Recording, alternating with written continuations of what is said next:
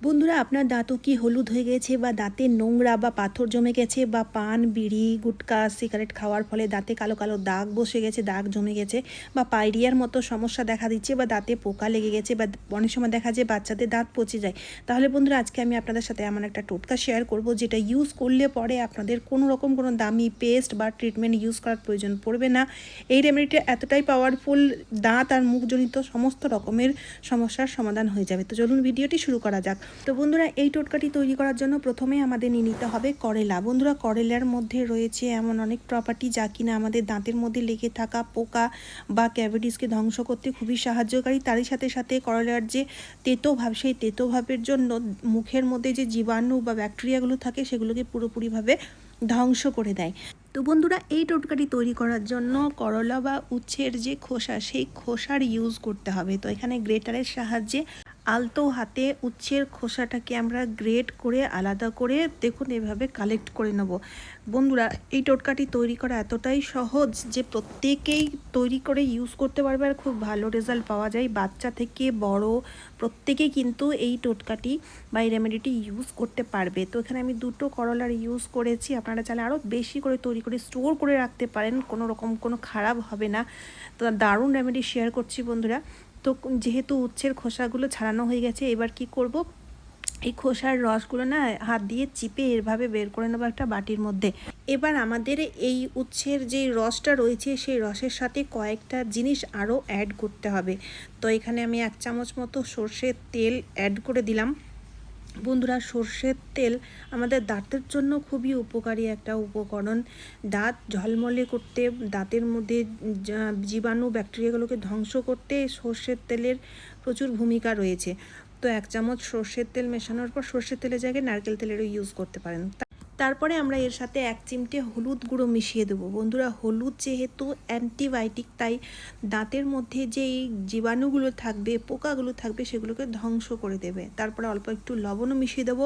লবণও যে কোনো ধরনের ব্যাকটেরিয়া বা পোকাকে ধ্বংস করতে খুব সাহায্যকারী। তো সবগুলো জিনিস দেখুন ভালোভাবে মিশিয়ে নিয়েছি। ভালোভাবে মিশিয়ে নেওয়ার পরে এবার আমাদের গ্যাস জ্বালিয়ে একটা যে কোনো লোহার তাওয়ার মধ্যে, যে কোনো লোহার পাত্র নিতে হবে, ঠিক আছে? লোহার তাওয়া হোক বা লোহার যদি কড়াই রয়েছে কড়াইও নিতে পারেন। তার মধ্যে ঢেলে এবার একদম স্লো আঁচে, একদম হালকা আঁচে আমাদের এই টোটকাটিকে তৈরি করে নিতে হবে। আর এই টোটকাটি তৈরি হতে হতে আপনারা দেখবেন যে তেল, সেই তেল কিন্তু আলাদা সেপারেট হয়ে যাবে। আর এই তেলেরই আমরা ইউজ নেব। আমাদের দাঁতের মধ্যে ক্যাভিটি রয়েছে, পোকা লেগে গিয়ে প্রচণ্ড যন্ত্রণা হচ্ছে বা বাচ্চাদের দাঁতের মধ্যে পোকা ধরে গেছে, পচে যাচ্ছে দাঁত, সেক্ষেত্রে খুবই উপকার হবে। তো বন্ধুরা, 1.5 থেকে 2 মিনিট লাগবে। একটু ধৈর্য ধরে তৈরি করবেন। একবার তৈরি করলে অনেক দিন পর্যন্ত ইউজ করা যাবে। তো আপনারা এখানে দেখতেই পাচ্ছেন অয়েলটা কিন্তু রিলিজ হয়ে গেছে।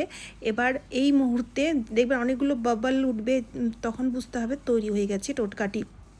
তখন গ্যাস বন্ধ করে দিয়ে এবার ঠান্ডা করে নিতে হবে। আমি ঠান্ডা করে এবার অন্য একটা বাটিতে দেখুন ছাঁকনির সাহায্যে ছেঁকে নিচ্ছি। ছেঁকে ইউজ করতে হবে।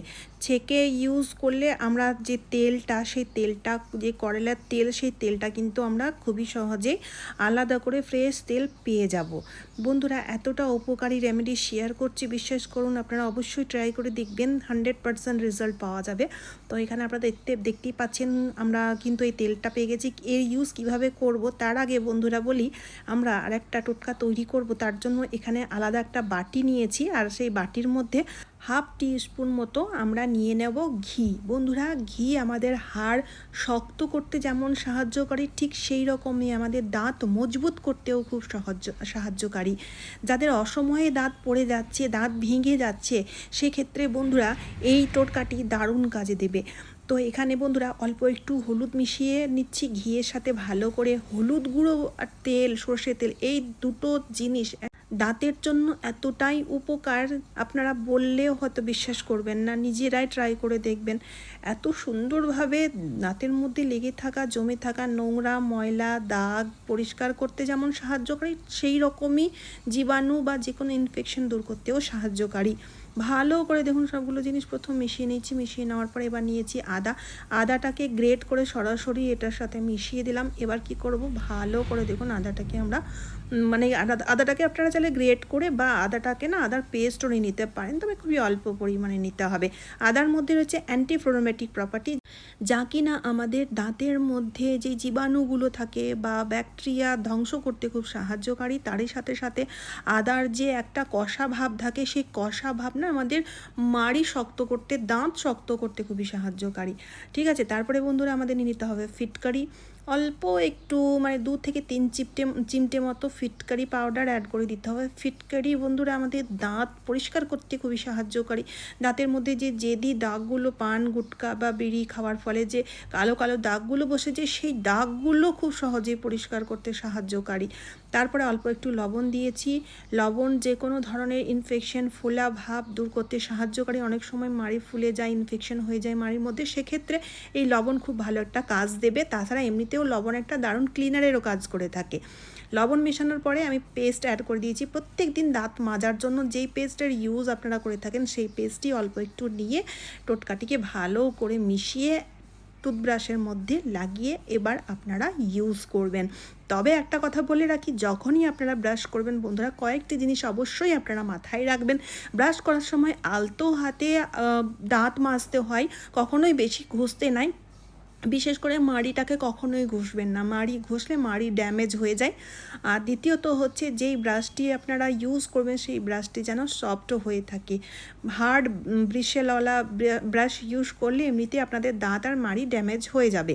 ঠিক আছে, তো ভালো করে চারিপাশে ব্রাশটাকে আলতো হাতে ঘুরিয়ে ঘুরিয়ে ব্রাশ করলে দাঁতের মধ্যে জমে থাকা নোংরা ময়লা দাগ পরিষ্কার হয়ে যাবে। এবার বলি, যাদের দাঁতের মধ্যে ব্যথা রয়েছে বা মাড়ি ফুলে গিয়ে ব্রাশের ইউজ করতে পারছেন না, তারা আঙুলের সাহায্যে অবশ্যই এই পেস্টের ইউজ করবেন। একদম আলতো হাতে দেখুন এইভাবে আমি এই পেস্টটিকে দাঁতের চারিপাশে লাগিয়ে মেজে নিচ্ছি। এক্ষেত্রে বন্ধুরা দাঁতের মধ্যে যে ব্যথা বা ইনফেকশন, সেগুলো পুরোপুরিভাবে ঠিক হয়ে যাবে। বন্ধুরা এবার আপনাদের মুখ কুল্লি করে ধুয়ে ফেলতে হবে। যদি দাঁতে ব্যথা রয়েছে সেক্ষেত্রে হালকা একটু গরম পানির ইউজ করবেন। দেখুন বন্ধুরা কত সুন্দর দাঁত একদম চকচকে হয়ে গেছে। এবার বলি, এই যে আমরা করলার যে তেলটা তৈরি করেছিলাম, সেই তেলটার ইউজ কিভাবে করব। তার জন্য এখানে আমাদের নিয়ে নিতে হবে কটন মানে তুলো, আর একদম পরিষ্কার তুলো নিতে হবে। আর সেই তুলোর ছোট ছোট টুকরো কেটে এবার এই তেলের মধ্যে ডিপ করে আপনারা এইভাবেই টোটকাটি তৈরি করুন।